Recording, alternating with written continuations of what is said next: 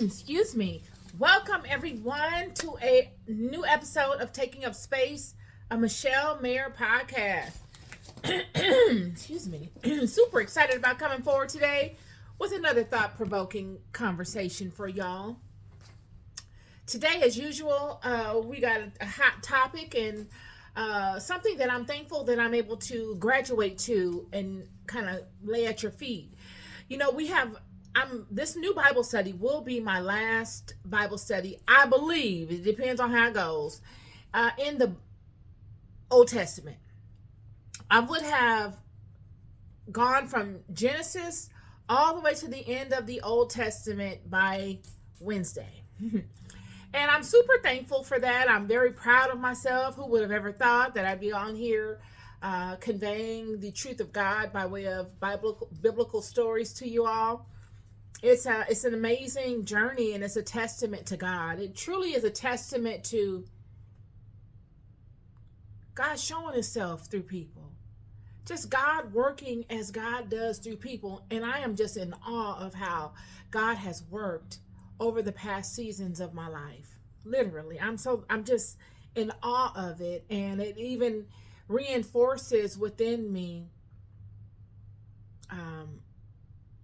just another level of knowing that I have been blessed to see, that just because God loves me so much, he allowed for me to see him move in such a way for me to gain the level of knowledge that I've been able to gain over the last 2 or 3 years, and just how God has moved and has led me on this beautifully horrific and majestic, magical journey.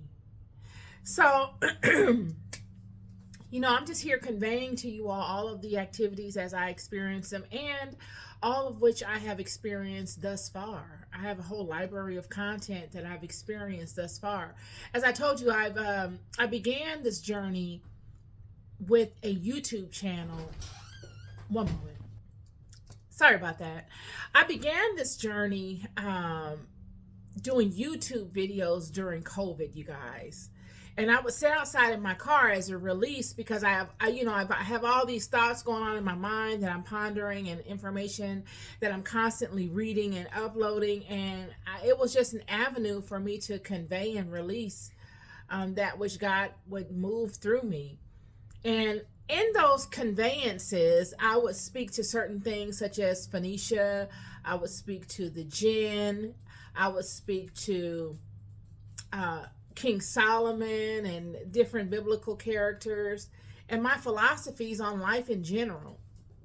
And they all shaped me in the way of me being able to expound upon my perspectives here on this channel in a way that is now fluid to me, because I've become accustomed to it by what I did before during COVID. So it's amazing. Honestly, it's amazing how not only that, just how God has moved in my life, y'all. Honestly, God has done some tremendous things in my life. And for me to see, regardless of if I convey them to you, or hopefully I will one day, or maybe I won't. But for me to be able to see and to take from them and convert into testimonies to you is amazing. So, and I encourage you all to ponder your past, because I know God is working through your lives as well. A lot of the things God is doing in our lives don't seem like testimonies at first, friend. They seem like hardships. They seem like disasters. But they are tremendous testimonies that it is your responsibility to offer up to somebody else. It really is. It makes life so much more worthwhile. This is the best thing that I could ever do. I would have never have seen it had it been my way. I never would have seen it. And I wouldn't have wanted to expound as much attention and energy into it had I not been forced to. And I know God is moving through some of you. I don't know who you are, but someone that's listening, I know God is moving through you as well. So all roads lead you to where you need to be. Just pay attention. That leads me to what I'm going to convey to you today. Like I said, we've come through the entire Old Testament. So we know the walks and the hills and the valleys that all these children have walked through, all the characters and all the hangups, all the punishments, all the trials, all the tribulations, all the highs, all the lows. And so now I'm free to kind of take a pause and speak to something that is not really spoken to as often. You know, one thing I want you to get from this channel more than anything is something useful. I don't want to come on here and make it seem like I got all the answers and, you know, I'm over here telling you the same stuff you can get anywhere else. That is not the goal of this channel. The goal of this channel is to give you something that I couldn't find, okay? Or to add a nugget to your puzzle that you may be missing. If it weren't so abundant, finding things elsewhere, I wouldn't say that. But because I know in my walk, it's been very, I had to look around a lot of different places to fit the pieces to the puzzle together, and I'm still doing that. And so my goal in this channel is to give you things that I found hard to find, okay? And they may not correlate with everything that I may be pondering at the time in form of my Bible studies. That's why I created this podcast as a offshoot to the Bible studies, where I can expound upon other spiritual perspectives that may be outside of biblical thought. We live in a world filled with all of God's creations. And sometimes we do have to look outside of our traditional ways in learning aspects of God. That has been my truth. Now, that might not be your truth, and that's okay. But as far as this channel is concerned, I'm only expelling and detailing my truths. So I'm just giving you a roundabout as to what to expect in the form of content that I deliver. And that leads me to this conversation of what the topic of today's conversation will be. I'm going to be speaking to the Jinn today, you guys. And many of you may not even know what a Jinn is. You never probably heard of them. In the Judeo-Christian Bible, the Bible really doesn't speak too much in detail of the Jinn. I know in Muslim traditions, such as the Quran, they speak heavily to the Jinn, and from what I've gathered, the last 3 chapters of the Quran. So much so that you can get a full understanding as to who they are and what they represent, where they come from, why they were created, what their role is in life, so on and so forth. Also, even in the apocryphic text, they paint a really good picture of who they are by way of the Testament of Solomon and various other apocryphal books. But in the Judeo-Christian Bible, like I've said to you all prior, they don't really go into detail, full detail about a lot of the different things, all the nuances and all the variables that happen in between the highs and the lows that the Bible details. It's not very, very detailed overall. It's not. You have to look outside of it, even to the apocryphic text or to the Midrash or other sacred Jewish texts, to really get a fuller feel of the characters and the goings on within the book. So when I speak to the Jinn, I'm speaking to spirits, y'all. Before God created Adam and Eve, there were people God had created. There were beings here on the planet. And those beings were the Jinn. They were God's first creation. And they were made from smokeless fire. Okay? So God created the Jinn, which are made from smokeless fire. God created the angels, which are created from light. And God created man, Adam and Eve, which was created from the dust of the earth. The Jinn was God's initial creation. And the Jinn, in their physical aspect, looked like a lot like us. They had noses, mouths, ears. They reproduced, had families, whole family systems like we have, the exact same way. They were made from fire, smokeless fire. We were made from dust. Well, the jinn had their same tribulations that we have, and we should really pay attention to the story of the jinn, because a lot that goes on amongst us could end up like them. A lot of things that happen to them we could actually experience in regards to God's wrath. So the jinn had the same tribulations. They had free will just like we do. The only difference between us, the jinn, and the angels is that the angels don't have free will. The angels are bound to just adhere to the law of God. They are there to praise God and praise God only. They don't have any option outside of that. Whereas we and the jinn, we have the freedom of choice. Okay? Freedom of choice. Well, the jinn, the original entity on the earth before we were created, became very wicked. They chose to use their power and their attention to do wickedness in the world. And no matter what God did to turn them, they continued to do wickedness and wickedness and wickedness, like many of us do and have done here on the earth. And one of them chose to do the righteous thing. Outside of all the others that were wicked, one had adhered to a righteous lifestyle, a lifestyle of goodliness, and that was Satan. He had done so righteously that God took notice of him because he was so different from the other jinn that were just doing so much wickedness in the world amongst one another, conniving, killing, deceiving, just all sorts of wickedness. Yet Satan was the good jinn. He was the one that stayed and abided up under the law of God.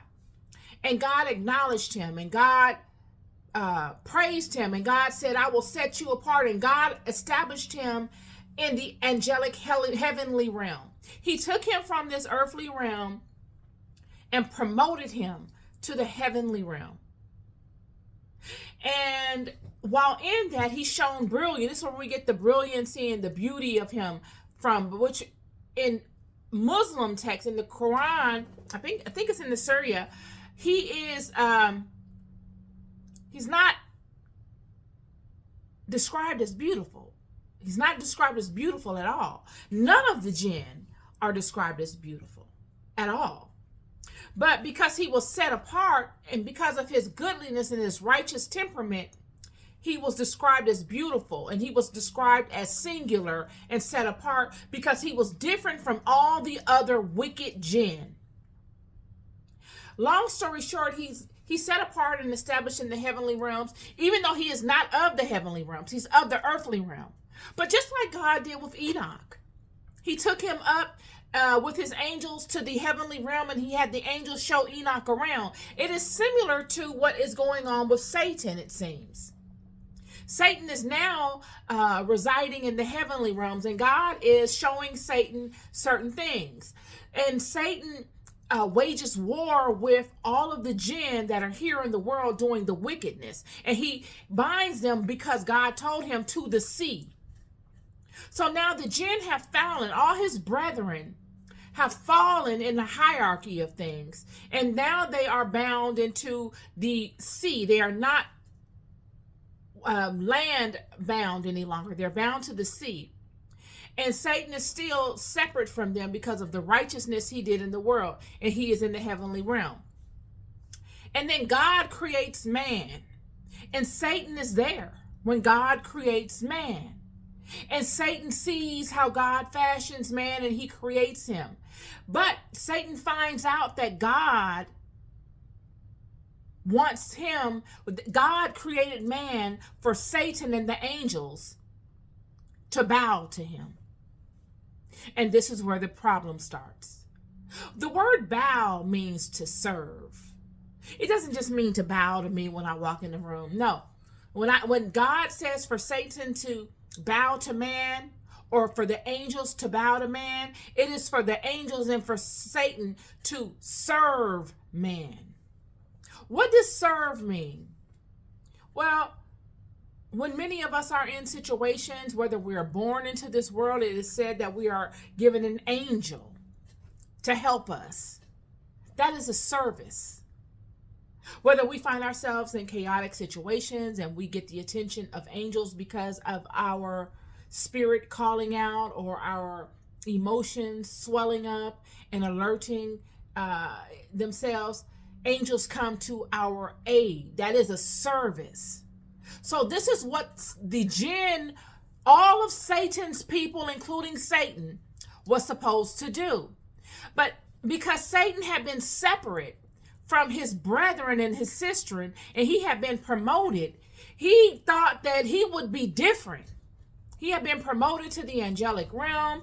He is known amongst the angels as the only jinn promoted. He's now relaxed and living in the stableness of this promotion. He is now relaxed and living in the reputation that this promotion has granted him. He becomes egotistical. It becomes a me thing. And when God created man, he was there. He saw how we were fashioned. He knows our strengths. He knows our weaknesses. He knows everything about us. What he didn't know was that God was going to have him bow to us. Even if he knew that God was going to have the jinn, all of his kind, bow to us, he may have thought that he would be separate because he had been separated and promoted. But even the angels were designed to bow. As long as we upheld our end of the bargain.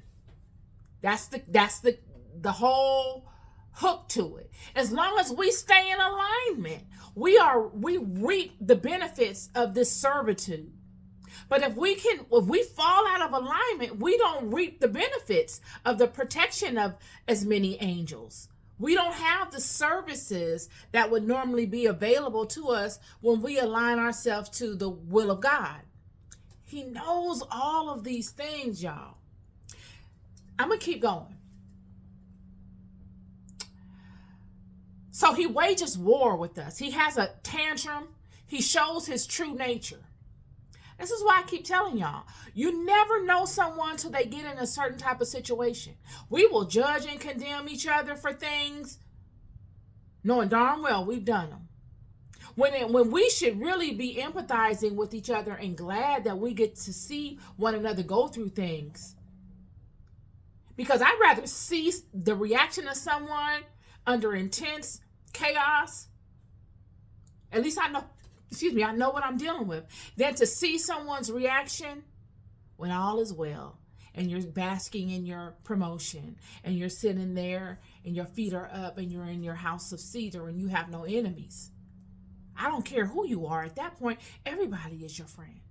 But who are you when God promotes another creation that you were there to see getting fashioned and made for you to bow to, for you to serve?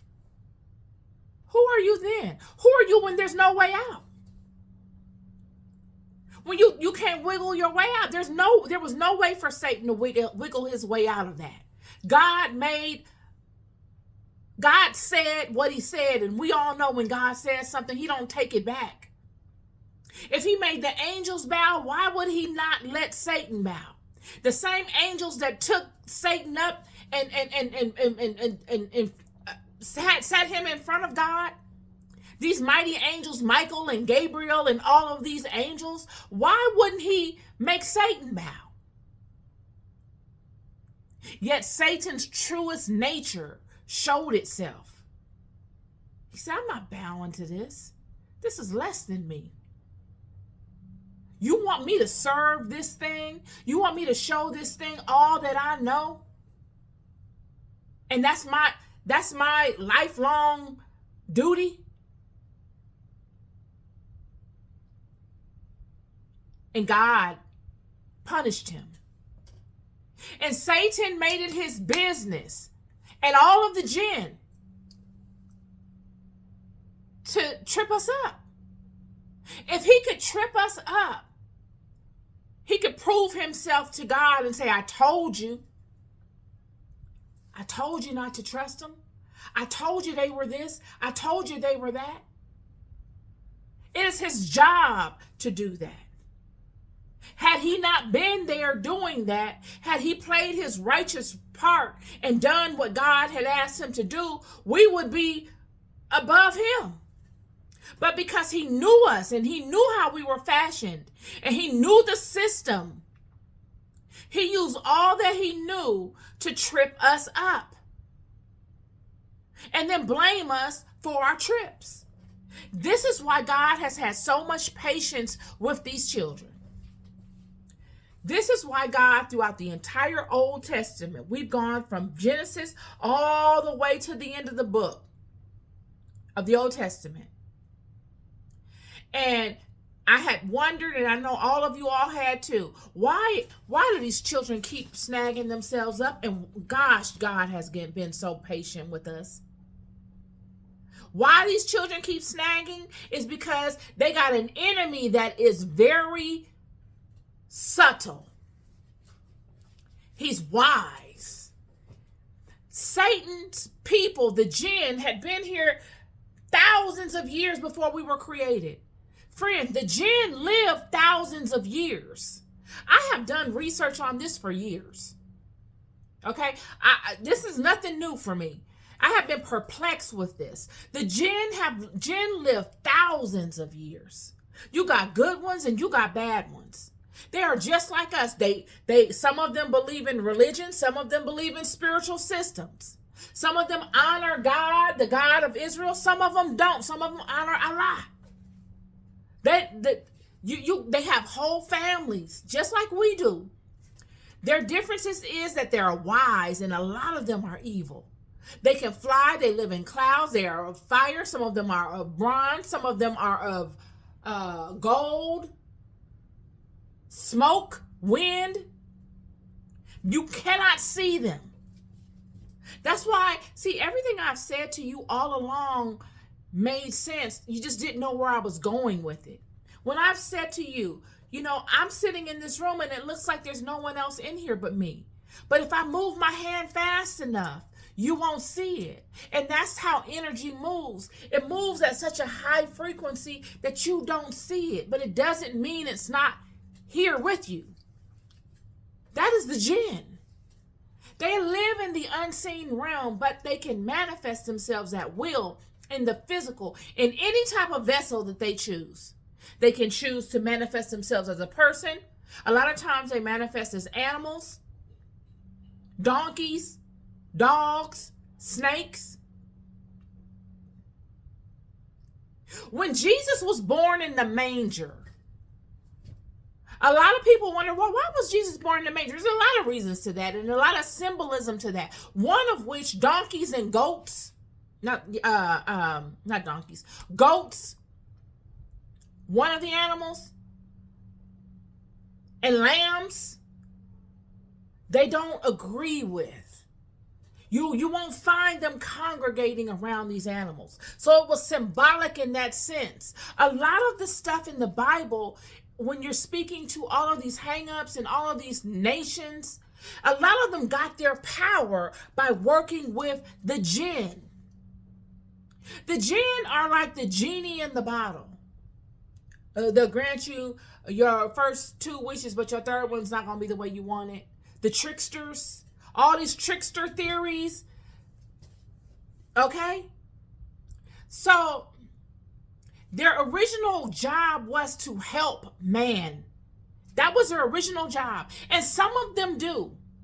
Some of them, like Satan, was originally a help.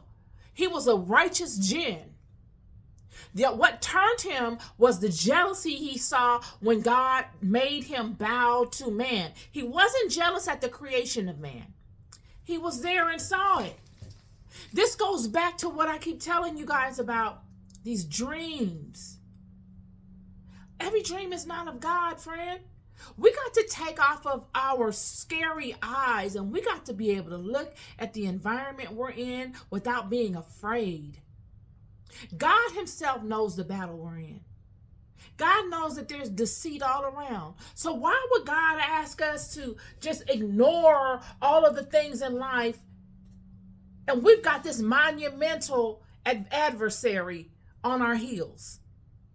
This monumental adversary that knows God, that lived in the heavenly realm with God, that saw and watched God for years, thousands of years, that was there when we were made, that know the sciences that it takes to impress themselves upon us as if he were God. His nature is to deceive. This is what they do. This is why God bound them to the sea. This goes back to what I said, so I made such a big deal about the Noah and the ark story. I didn't want to say it at the time, but the ark, nobody was left in the world but Noah and his descendants on the boat. And God had fine-tuned these people to make sure that they were righteous enough to be the ones left after the flood. There was no question about the people on the boat. The boat lands, and there should be no one else in the world but Noah and his descendants. And what is in the water? Nothing in the water died, friend. The fish were there still. It was all of those entities that were in the water. When God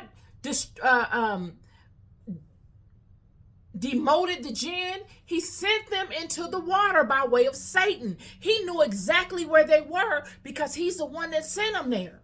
He did the legwork for God. And when he rebelled against God, he went and got them. And they're his army. They lived thousands of years. They're invisible. They're privy to all of our conversations, all your secrets. You don't have a secret, friend. There's nothing that you can ever hide. You got Jinn that have been sent to families to watch them that lived thousands of years, have watched your whole bloodline for thousands of years. Seen your great, great, great, great, great, great, great, great, great grandmother. Know the whole line. Know how to turn people. They send you thoughts.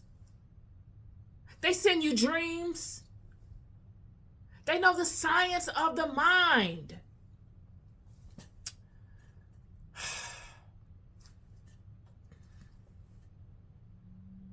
Solomon, King Solomon, one of my favorite conversations. God's most beloved. David's son.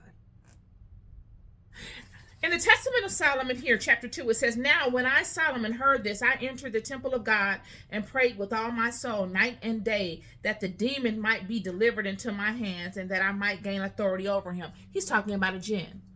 He wants to get possession of this jinn to make him do his will because he's wise. The jinn are very wise. They've lived thousands of years. They were the first creation.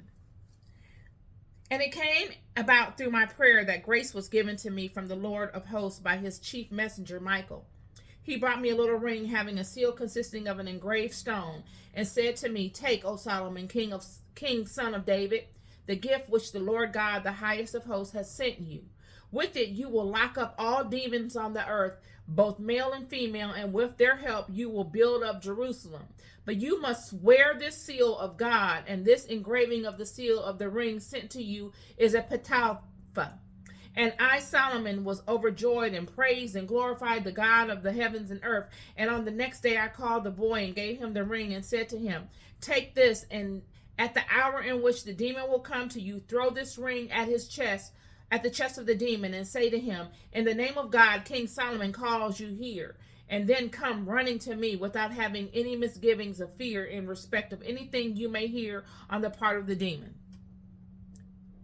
He told him to go to the demon, tell him, "In the name of God, King Solomon told you to come here." Throw the ring at him and don't pay attention to anything he said. Do not fear. The Bible, look, this fear thing, we got to get a handle on it because that's the first thing that these demons do.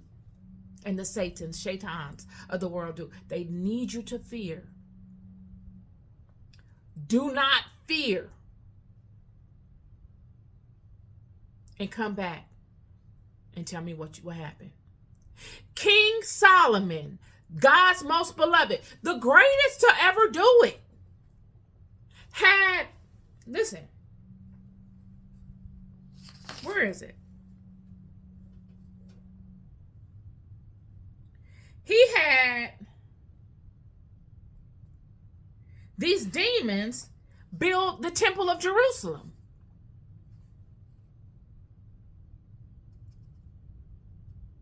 It just said it here.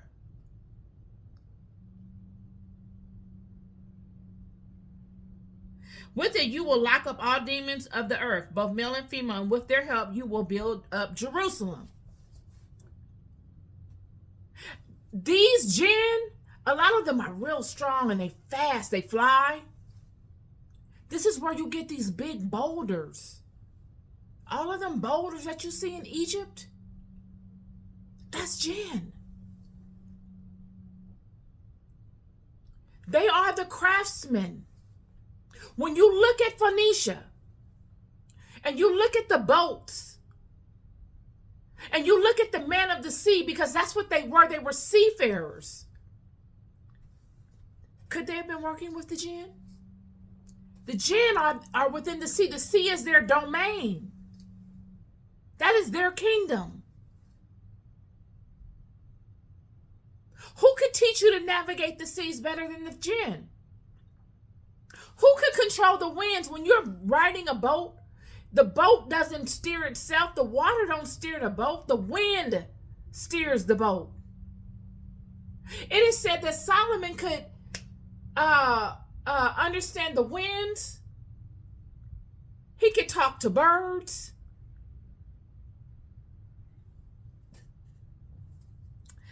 There's a whole subset of things going on here, y'all. See, a lot of us get caught up in the surface layer of stuff, and we rest there like that's it. That's all there is, and it's not. Spirituality is a serious system.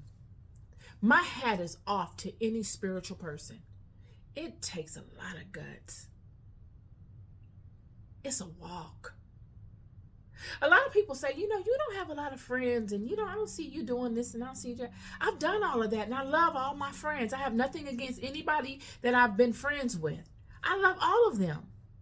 But I have been so fine-tuned just through spirituality, just through God. God will put you on a path that everybody can't go, friend. And you don't even have the yearning to even want to do those things anymore. It's not that you're better or that they're less. You just don't want to do them. Or maybe you're on to something else and you don't even think to restructure those situations or to invite yourself to those scenarios. So people stop inviting you. It doesn't make you a terrible person. It doesn't make you a messed up person because you don't have a whole bunch of friends that you're kicking it with, and you go and you call and you tell all your stuff to, or what have you. A lot of times it has to do with your walk. And a lot of times on these spiritual walks, from what I have seen, especially in my own life, it's a singular thing. It is very singular, and not in a bad way.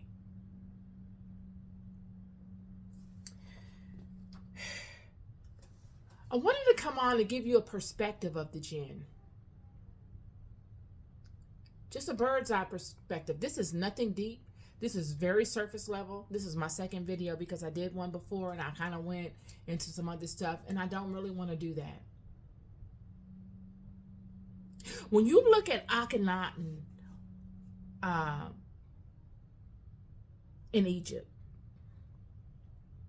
any of you history buffs, and how he took the people from a polytheistic worship of many God kind of system to a monotheistic one God worship system, it was deeper than just that. The reasoning behind it was because the system had gotten corrupt. Look, could it have been that the jinn had gotten so engrossed into the system? Because the jinn cannot work in a monotheistic system. The jinn are bound to a polytheistic multi-god system. That is their system. That is the system that they abide in. So in Akhenaten switching it, it took their power away. Their power diminished dramatically. Many say because he took the Ark of the Covenant, that probably added to it. But really what cut the power was the attention that the children of Israel were paying to these many multiple gods. He took that power and cut it and went straight to one God, the sun God, Amun-Ra.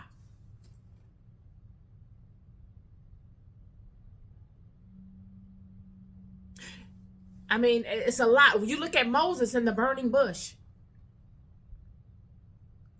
He out there with Jethro on the backside of the mountain. And he sees a bush that's burning and it's not being consumed.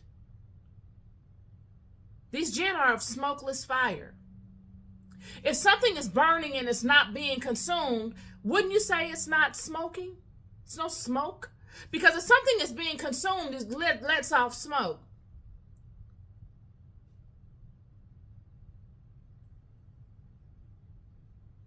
All the while, Moses is there with Jethro. Who is Jethro? Jethro was a priest in Egypt.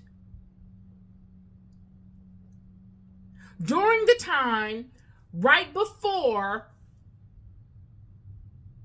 Egypt went from polytheistic to mono. They were still worshiping multiple gods. So Jethro would know all the goings on of how they do it in Egypt.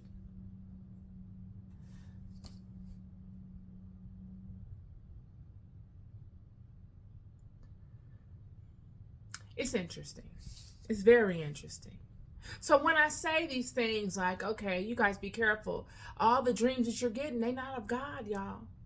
These entities look to manipulate us because they know how to. They know what to say. They know what to send. I'll send her a dream. Oh, she woke up. Now she's going to think of that dream all day. I know the science of what it takes to make a dream manifest. I want her to think of that all day. I need her to do that. And then I need her to keep thinking about it so it can come. There have been kingdoms destroyed because of Jinn. There have been kingdoms built because of Jinn. They are the invisible hand. It's a very interesting topic. Very interesting. Very.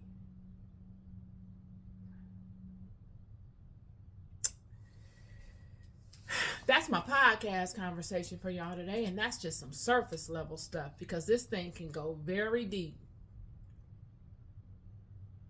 But just want to drop that on y'all today. Let me know what you think.